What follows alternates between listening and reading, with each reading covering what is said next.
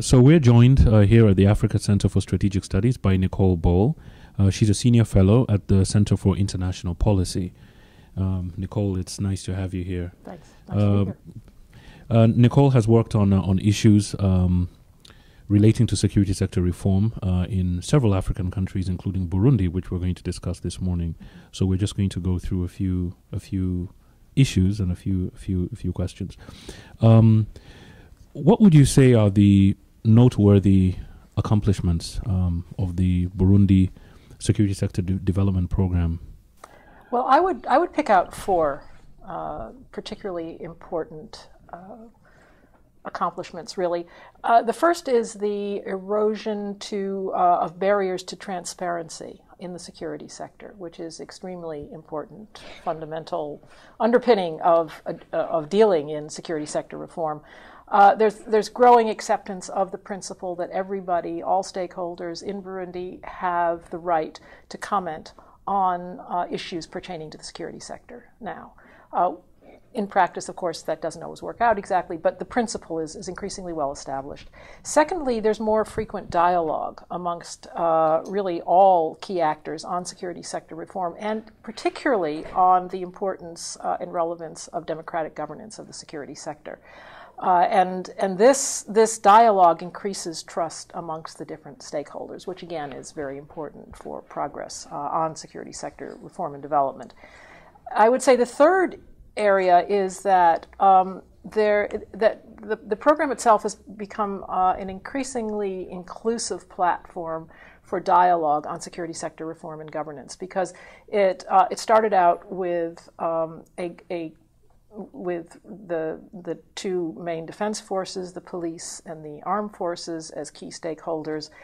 It had a number of civil society oversight actors involved, but over the last couple of years, they've also added other oversight actors, particularly the Office of the Ombudsman and the Constitutional Court now regularly participate in the activities of the program.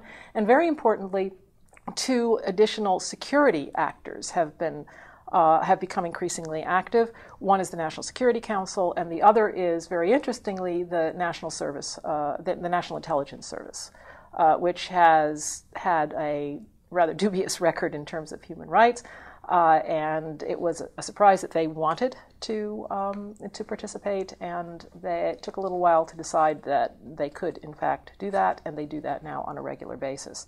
So that is very good. And lastly, I would just say there's been progress on implementing a number of the objectives of the Memorandum of Understanding between the government of Burundi and the government of the Netherlands, which are primarily focused on strengthening security sector accountability.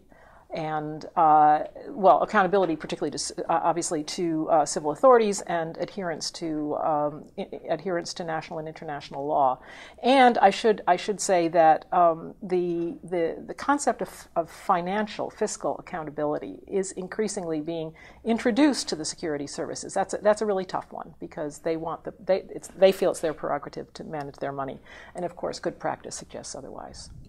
Now, Nicole, in the security brief that you wrote for the Africa Center for Strategic Studies, which sort of talks about the security sector reform process in Burundi, its history, its phases, and its partners, you talk about political will. The importance of generating political will, and this is extremely important in the context of Burundi, which went through an armed conflict, which signed a peace agreement. Now, could you say a bit more about that? How was political will cultivated amongst the different players in Burundi, and how did this impact the security sector reform process? Yes, definitely a very important issue. I would say that there are a number of factors. Well, there's many, many factors, more than obviously we have time to go into, but a number of factors that I'd like to underline right now are, first of all, the close engagement between the government of the Netherlands, on the one hand, and the government of Burundi, on the other hand, right from the very beginning. They engaged in an 8-month-long dialogue on what the Memorandum of Understanding that underlies this program should contain.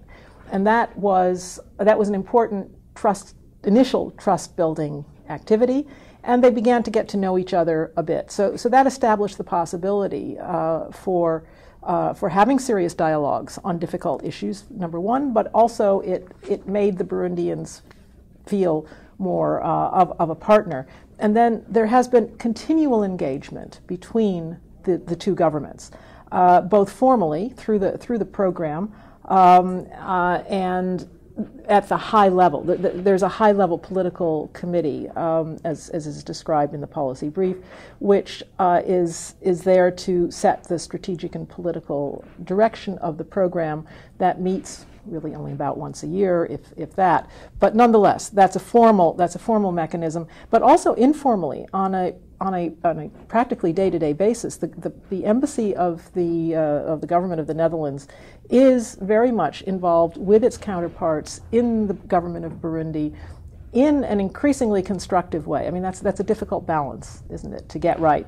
But I would say that increasingly there are those opportunities on a regular basis to talk about these very difficult political issues. And that means that the government of Burundi, while it may in some cases not be happy with the messages that are being delivered, it nonetheless knows that it is being consulted, and its views actually do count. And I think that's extremely important. There's also collaboration between the government of the Netherlands and other donors, particularly those who provide support to the security sector. Not all of them, but many of them resident in Burundi. They have agreed on a number of occasions to form a common front and talk to the government of Burundi about issues that concern them and that they feel are blocking progress. So extrajudicial killings by the police, for example, is a very, very important issue, not only for the government of the Netherlands, but other governments such as Belgium and so on, and Germany, who also provide assistance to the police. So that's an area where they want to have frank conversations. Also, the whole question of what they call loi organique, the laws that govern the activities of the armed forces and the police. This has been a very long process in developing those, and it's been very contentious, I would say. But it's a fundamental issue that has to be dealt with. And lastly, I would say that the way there's three pillars, as you know, to this program: defense, policing, and governance. And the way the governance pillar actually works is that it has a steering committee, a reference group, that's composed of the main security sector development, security sector reform stakeholders, so in the executive, the legislative, and as I said, the constitutional court now, and so on. All those actors come together, including a couple of representatives of civil society, and they are the ones that decide, in large part, the direction that the governance pillar is going to take. Yes. And this means that they are sitting there, they say we take our official hats off.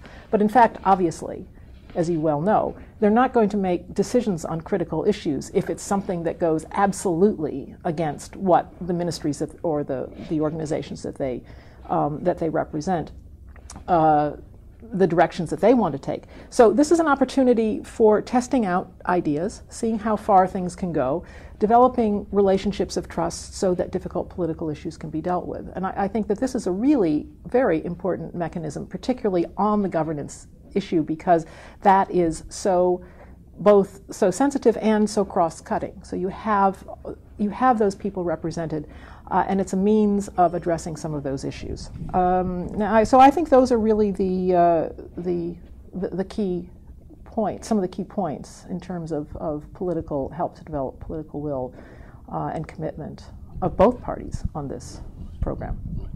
Now, you talk about the government of the Netherlands, which in this case financed and provided technical support to the government of Burundi in implementing this security sector development program.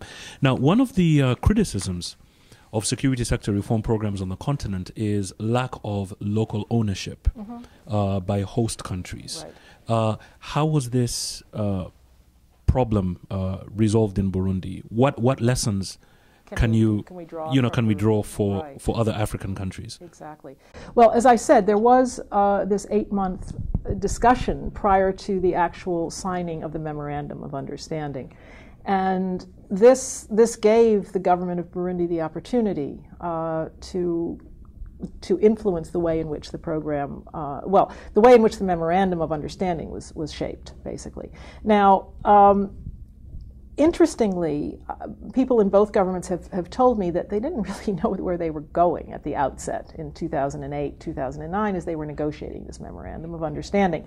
But as a senior official in the Burundian government once said to me, he said, well, we didn't really know where we were going, but the Dutch government convinced us that we would be in a better place after we spent 8 years working on this issue, so we agreed. And on the other hand, the government of the Netherlands said, we weren't sure exactly where this was going to go either. So it was a bit of a leap of faith. And so since neither of them really knew where they were going, they weren't entirely on an equal footing, because obviously the government that pays the bills does have a certain advantage in a way, right? But I will say this for the government of the Netherlands, that they progressively understood that that they needed to give the space to the government of Burundi to identify what its needs and the direction it wanted to take this program in. So there were plenty of opportunities for the government of Burundi, the way in which the program is designed, to be active in deciding not only how the memorandum of understanding was going to be shaped, but what different activities would be undertaken, how those activities would be carried out, and the whole management of the program, because it started with virtually all senior management positions in the program were expatriate, right? And so each of the three pillars had a little program management unit, and with the exception of the governance one, which I'll come to in a moment, there were expats there, and so on and so forth. The director of the program has always been an expat, but now they've added a deputy director who's Burundian. The heads of the defense and policing program management units are Burundian for the last several years. Through the steering committee for the whole program, this is the whole program now, representatives of ministries, parliament, and so on and so forth meet on a regular basis to oversee how the program is actually going, and to validate decisions that are made by the program staff and so on. So the ministries and other actors are really deeply involved in how the program is shaped and carried out. And this is, the Burundians say absolutely, there's no other program that they are involved in that has this degree of ownership as far as they're concerned. So these mechanisms have really worked very well. I think it's noteworthy just to say that the governance pillar, I mentioned the reference group. The governance pillar always was headed by a Burundian, the program management unit. And so working together with her reference group, which is entirely Burundian, it's really very much a Burundian affair. And they hold their meetings in Kirundi unless the director of the program is actually present, because he's expat, he speaks French, but there's three, we're on the third one, so none of them have spoken Kirundi, they all speak French, obviously. But otherwise, it's a very Burundian affair. And that, I think, also is really something that's noteworthy and something that's worthy of thinking about whether it, in fact, can be emulated in other places. So I think those are some of the key issues that I would highlight. Now, you talked about extrajudicial killings, right. And obviously the relationship between civilians and the security forces is extremely important. And recently in the news, there've been alleged killings that have occurred. As we know, Burundi is going towards an electoral cycle. Uh-huh. Do you think the security sector reform program, its benefits are strong enough to withstand these challenges? Well, yeah, that's difficult. I don't know. I hope so. The most recent, I assume that you're talking about the recent killings in Chibitoke, which are a little mysterious as to what those actually are. I've been in touch with some Burundian colleagues, and there's a feeling that they are something that the government orchestrated in order exactly as part of the run-up to the elections. So that's I mean, that really tells you where the challenge lies to the, you know, to the program itself. I think that the attitudes of a lot of people have changed. But this is the 5th year. They're going into the 6th year of the program now. You know, and when this program started, it was based on an 8-year MOU. Now, 8 years in this business is a very long time. And everybody at the beginning of the 8-year period said, "Oh my, 8 years, wow." Well, when I was in Burundi in 2013, which was exactly the halfway point, talking with people about where they'd got to, they said, "Oh well, you know, we've only got 4 more years left. 8 years is not really anywhere near enough." And of course, they're absolutely correct. So I think that it's important to understand how long it takes, because we're talking here about changes in behaviors and attitudes on the part of people, right? It needs much more than 8 years. I mean, they're very lucky to have had, if they get the full 8 years funded, they'll be very lucky for that. But it's going to take 2 or 3 times that amount of time. So then the question is, well, what do you need to do to sustain the gains? One thing that they are trying to do is they are trying to educate more people, not only in the capital city, but out in the provinces, as to what security sector reform means, what the roles and responsibilities of local governments and local people are. And I think that's very important, because you're building up the base of people who understand and know that they have a right to be engaged in this area. Then it's harder if somebody wants to try to reverse the progress made. But basically, fundamentally, it comes down to the attitudes of a very small number of people at the top of the political level. And we don't know what their attitudes will be, but my suspicion is that it will be very, very important for the government of the Netherlands and other partners, international partners of the government of Burundi, to remain engaged well beyond the end of this MOU. Whether in terms of providing money is one thing, but really it's what is very clear. It's the political engagement on the part of the international community on a consistent basis, reminding the government of its obligations both under the Arusha Accords and under the Constitution. Now, there have been issues about changing the Constitution, right? And there was most recently an issue of changing the Constitution to allow the president to clearly have a 3rd term. Parliament did not go along with that. That is, in part, I would say, a result of the work that the program has done with the Parliament to help it understand not only how it engages in the security sector, but actually how it operates as a parliament.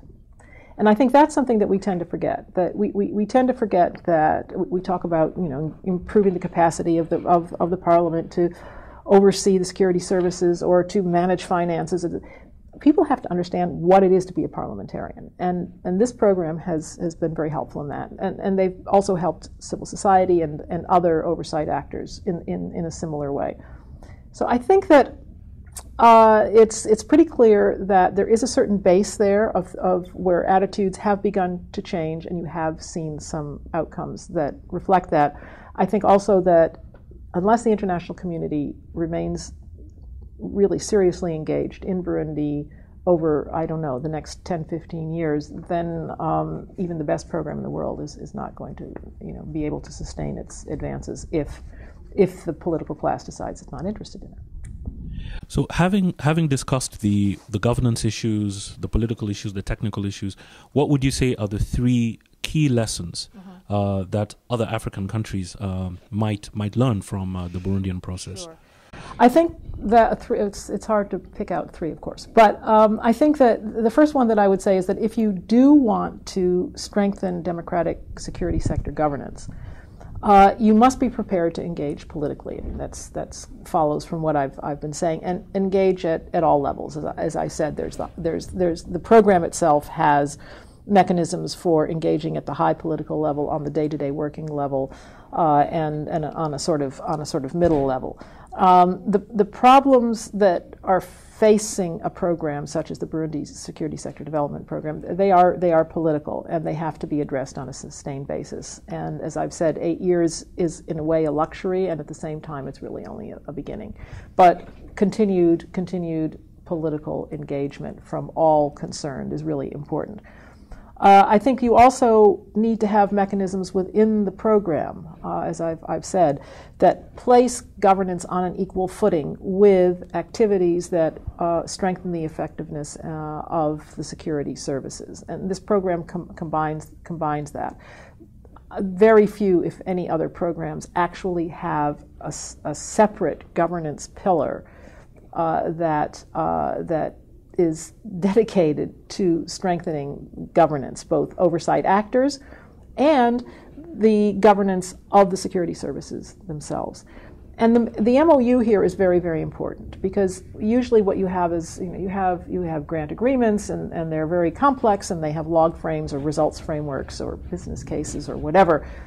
But this is a memorandum of understanding that is between the two governments, that is something that is very clear about the expectations of the governments in terms of where this program is ultimately going to go.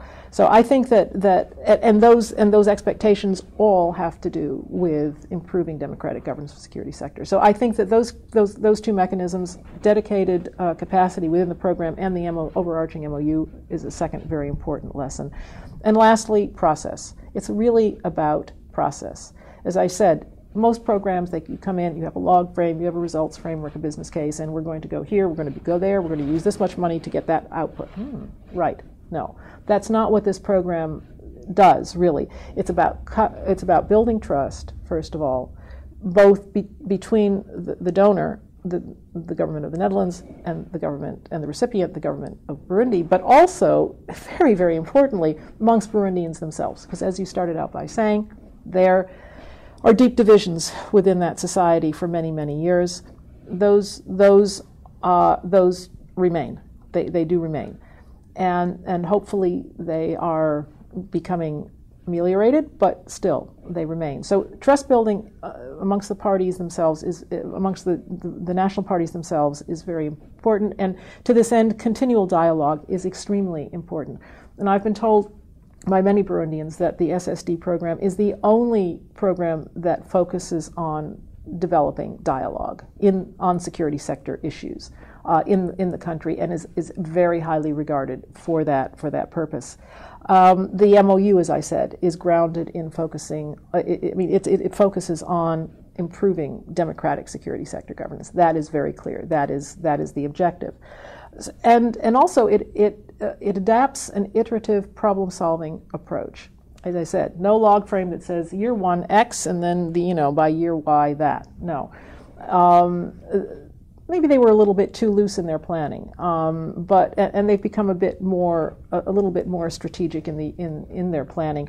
But the point is that they have identified problems that prevent them from achieving the objectives of the MOU. And so they progressively address those problems. And typically they'll start, for example, with Parliament. They started with Parliament, for example, in terms of oversight actors. And they did several seminars and workshops where they helped parliamentarians understand what their role was and what their obligations were with regard to the security sector. And then based on that, they sat around and they said, okay, well, now if we want to improve what do we have to do next? And so they would develop an action plan. And then they would work on that action plan. So it's not that they had no direction whatsoever, they just didn't know at the start what the action was going to be. So it's a very iterative process, but the accent's on process, and I think that is really one of the most important lessons. So process, dialogue, governance, very important lessons, and this is a good place to end. Just to remind our viewers that we've been talking to Nicole Ball. She is a senior fellow at the Center for International Policy. She's been talking to us about the security sector reform program in Burundi that she was heavily involved with, and she also has experience working security sector reform issues in other African countries. Nicole, thank you very much for coming to the Africa Center for Strategic Studies. My pleasure. Thanks for asking me to talk about this.